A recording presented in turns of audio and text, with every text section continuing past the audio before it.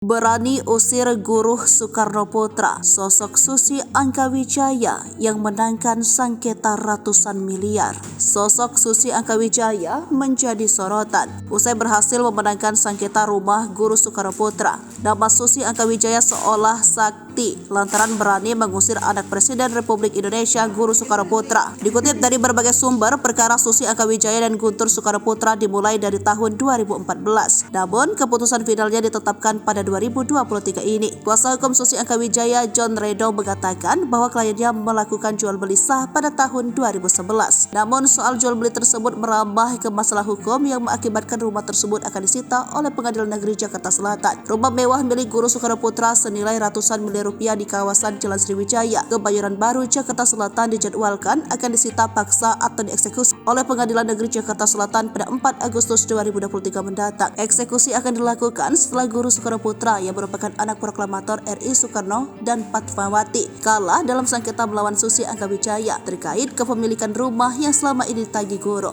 Lantas, siapa sebenarnya sosok Susi Angkawijaya? Dikutip dari Tribun Medan, sosok Susi Angkawijaya bukanlah wanita sembarangan yang berhasil memenangkan sengketa dengan Guru Soekarno Putra terkait rumah mewah yang pernah ditempati Fatmawati yang ditaksir bernilai ratusan miliar rupiah. Dinukil dari data Ristek Dikti melalui Tribun Medan, nama Susi merupakan lulusan teknik industri di Universitas Surabaya. Susi Angkawijaya berprofesi dalam bidang keuangan dan investasi. Ia juga salah satu pemegang saham PT Sidarta Magurita dengan besaran mencapai 6,3954% pada tahun 2018. Susi juga tercatat sebagai pemegang saham PT Panin Financial Tbk dengan nilai setara 39,5 miliar rupiah pada tahun 2018. Tak hanya itu, Susi juga pemilik saham PT Fortune Med Indonesia Tbk dengan persentase 4,96%.